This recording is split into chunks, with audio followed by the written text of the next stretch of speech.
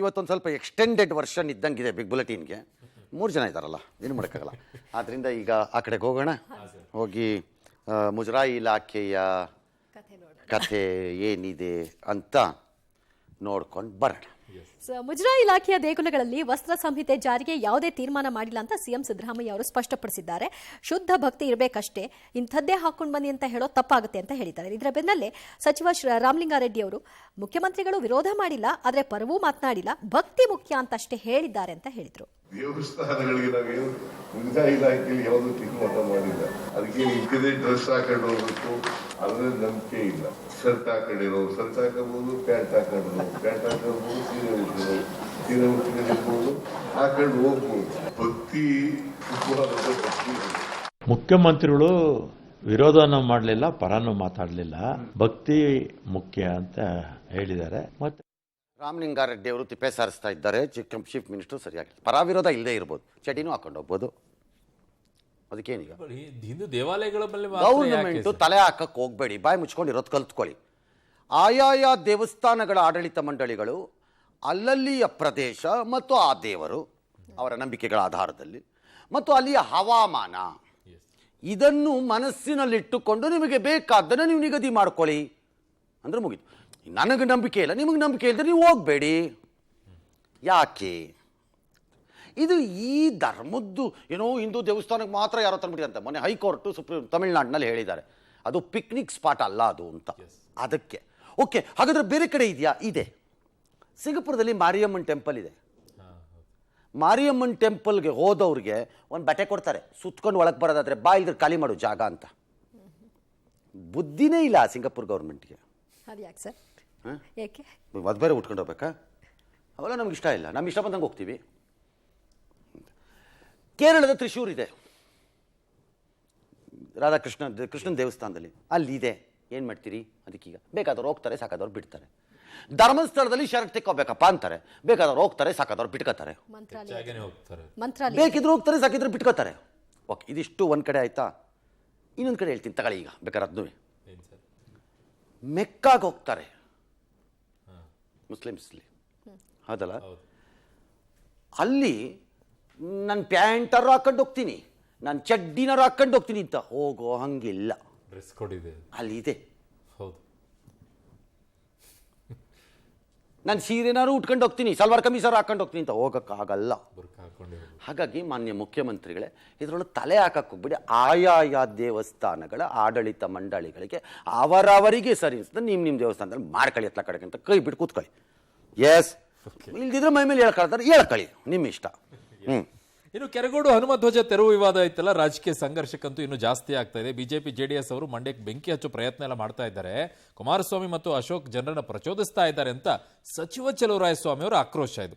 ಇದಕ್ಕೆ ಮಂಡ್ಯ ಜೆಡಿಎಸ್ ನಾಯಕರೆಲ್ಲ ತಿರುಗೇಟ್ ಕೊಟ್ಟಿದ್ದಾರೆ. ಕೆರಗೋಡು ಘಟನೆಗೆ ಮಂಡ್ಯ ಶಾಸಕ ಗಣಿಗ ರವಿನೇ ಕಾರಣ ಅಂತ ಅವರ ಆರೋಪ. ಜೆಡಿಎಸ್ ನಾಯಕರು ಕೇಸರಿ ಶಾಲೆ ಹಾಕಿದ್ದಕ್ಕೆ ವಿವರಣೆಯನ್ನು ಕೂಡ ಕೊಟ್ಟಿದ್ದಾರೆ. ಇವರು ಅವರನ್ನ ಪ್ರವೋಕ್ ಮಾಡ್ತಾ ಇದ್ದಾರೆ, ಪ್ರಚೋದನೆ ಮಾಡ್ತಾ ಇದ್ದಾರೆ ವಿನ ಮಂಡ್ಯ ಜಿಲ್ಲೆ ಜನ ಯಾರೂ ಸಹ ಈ ವಿಚಾರದಲ್ಲಿ ಹಸ್ತಕ್ಷೇಪ ಇಲ್ಲ. ಚುನಾವಣೆಗೋಸ್ಕರ ಮೊನ್ನೆ ಕುಮಾರಸ್ವಾಮಿ ಅವರು, ಅಶೋಕ್ ಅವರು ಪಾಪ ತೀಟೆ ಮಾಡಕ್ಕೆ ಹೋಗ್ತಾ ಇದ್ದಾರೆ. ಮಂಡ್ಯದಲ್ಲಿ ಇವೆಲ್ಲ ನಡೆಯಲ್ಲಪ್ಪ, ಬರಬೇಡಿ ಅಂತ. ಮಂಡ್ಯಕ್ಕೆ ಬೆಂಕಿ ಹಚ್ಚಕ್ಕಾಗಲ್ಲ. ಕೆರಗೋಡಿನಲ್ಲಿ ನಮ್ಮನ್ನು 6:30 ಗಂಟೆಯಲ್ಲಿ ಅಡ್ಡ ಹಾಕಿದ್ರು, ಧ್ವಜಾರೋಹಣ ಮಾಡಿದ್ವಿ, ನೀವು ಬಂದು ಪೂಜೆ ಸಲ್ಲಿಸಿ ಅಂತಕ್ಕಂಥ ಮಾತನ್ನು ಹೇಳಿದ್ರು. ಪೂಜೆ ಮಾಡಿ ನಾವು ಮಾರ್ಗನಹಳ್ಳಿಗೆ ತೆರಳಿದ್ವಿ. ಮೂಲ ಅಲ್ಲಿಂದನೇ ಪ್ರಾರಂಭ ಆಗಿರ್ತಕ್ಕಂಥದ್ದು ಇದು. ನನ್ನ ಬಿಟ್ಟು ಫ್ಲಾಗ್ ಹಾಸ್ಟಿಂಗ್ ಮಾಡಿದ್ರಲ್ಲ ಅನ್ನೋ ಕಾರಣಕ್ಕೆ ಇಲ್ಲದ ರೀತಿಯಲ್ಲಿ ಇವತ್ತು ರವಿ ಗಣಿಗ ಅವರು ಸ್ಟೇಟ್ಮೆಂಟ್ ಮಾಡಿ ಪರಿಸ್ಥಿತಿ ಉದ್ಭವ ಆಗಲಿಕ್ಕೆ ಮೂಲ ಕಾರಣಕರ್ತರು ರವಿ ಗಣಿಗ ಅವರು. ಆಲ್ ರೈಟ್, ಕಳೆದ ವರ್ಷ ಬೊಮ್ಮಾಯಿ ಸರ್ಕಾರ ಏನು ಅನುಭವಿಸಿತ್ತು? 40% ಸರ್ಕಾರ ಅಂತಂದಿತ್ತು. ಯಾರು ಅಂಟಿಸಿದ್ರು ಗೋಡೆಗೆ? ಶಿವಕುಮಾರ್ ಸಿದ್ದರಾಮಯ್ಯ ಅಂಟಿಸಿದ್ರು ಗೋಡೆಗೆ ಅಲ್ವಾ? ಈಗೇನಾಯಿತು? ಅವ್ರದೇ ಪಕ್ಷದ ಬಿ ಶಿವರಾಮ್ ಅವರು ಮಾಜಿ ಮಂತ್ರಿಗಳು ಹೌದು, ಮೊನ್ನೆ ಎಲೆಕ್ಷನ್ಗೂ ನಿಂತು ಅವರು ಪರಾಭವವನ್ನು ಗೊಂಡಿದ್ದಾರೆ. ಅವರು ಈ ರಾಜ್ಯದಲ್ಲಿ 40%ಗಿಂತ ಹೆಚ್ಚು ಕಮಿಷನ್ ದಂಧೆಯಾವಳಿ ಇರೋ ಬಗ್ಗೆ ನಾನು CM ಗಮನಕ್ಕೆ ತಂದರು, ಏನೂ ಆಗ್ತಿಲ್ಲಪ್ಪ ಅಂತೆಲ್ಲ ಹೇಳ್ಬಿಟ್ಟಿದ್ದಾರೆ ಮಾಧ್ಯಮಗಳ ಹತ್ರ. ಅಯ್ಯೋ, ಚೀಫ್ ಮಿನಿಸ್ಟ್ರು ಶಿವರಾಮ್ ಹೀಗೆಲ್ಲ ಮಾತಾಡಬೇಡಿ ಅಂತ ವಾರ್ನಿಂಗ್ ಇಶ್ಯೂ ಮಾಡಿದಾರಂತೆ. ವಾರ್ನಿಂಗ್ ಇಶ್ಯೂ ಮಾಡಿದ್ರೆ ಏನು ಬಂತು? ಕನ್ನ ಹಾಕಾಯ್ತು, ಕಳ್ಳ ಒಳಗೆ ಬಂದಾಯ್ತು, ಮನೇಲಿರೋ ಪದಾರ್ಥ ತಗೊಂಡೋಯ್ತು. ಆಗ ಗಂಡ ಮನೆಗೆ ಬಂದ್ಬಿಟ್ಟು ವಾರ್ನಿಂಗ್ ಕೊಡ್ತಾ ಇದ್ದೀನಿ, ನಾಳೆಯಿಂದ ಕನ್ನ ಹಾಕ್ದಂಗೆ ನೋಡ್ಕೋಬೇಕು ನೀನು ಅಂತಂದರೆ ಪ್ರಯೋಜನ ಏನು?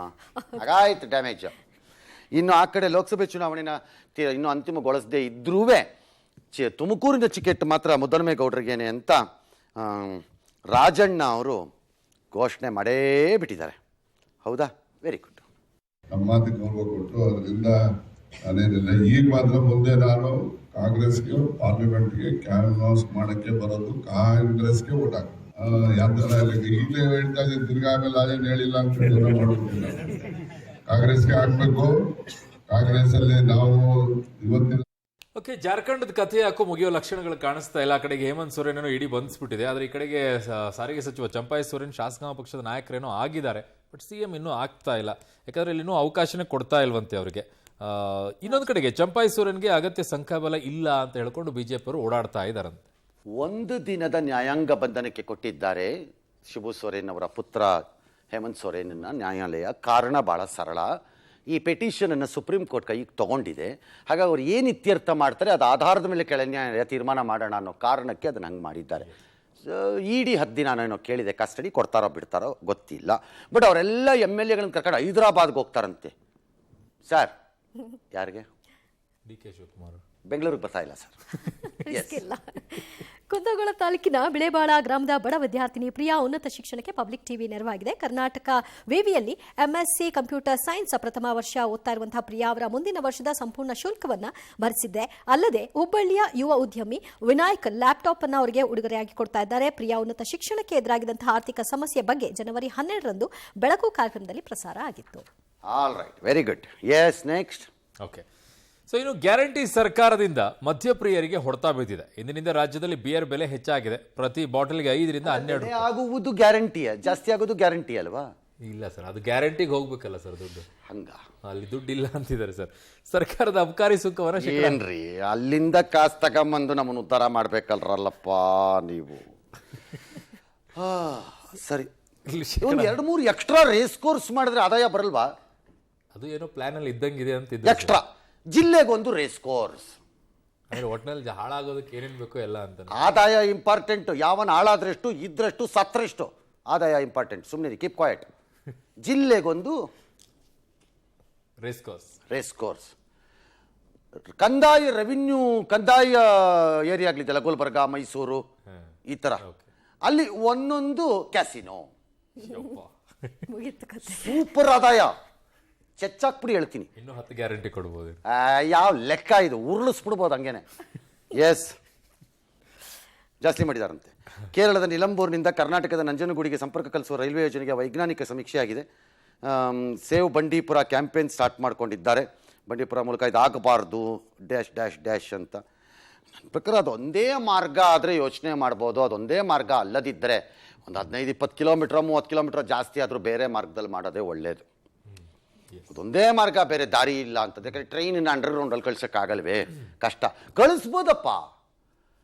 ಎಂಥ ಆಲ್ಫ್ ಮೌಂಟನ್ಗಳು ಒಳಗಡೆಗೆ ಹೋಗುತ್ತವೆ ಟ್ರೈನ್ಗಳು. ಇಲ್ಲೂ ಮಾಡ್ಬೋದು.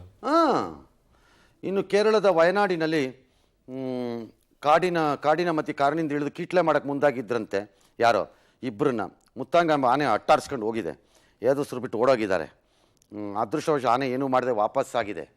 ಯಾಕೆ ಸರಿಯಾಗಿ ಮಾಡಿದೆ. ಅಲ್ಲಲ್ಲ ಕರೆಕ್ಟಾಗಿ ಮಾಡಿದೆ. ಬಿಡ್ತು ಅಲ್ಲೇ ಹಾಕು ಒದ್ದು.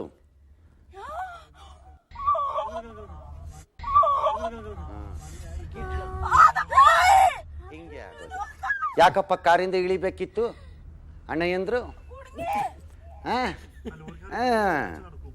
ಸರಿ, ಕಾರ್ ಗುದ್ದಬೇಕಾಗಿತ್ತು ಒಂದ್ಸರ್ತಿ.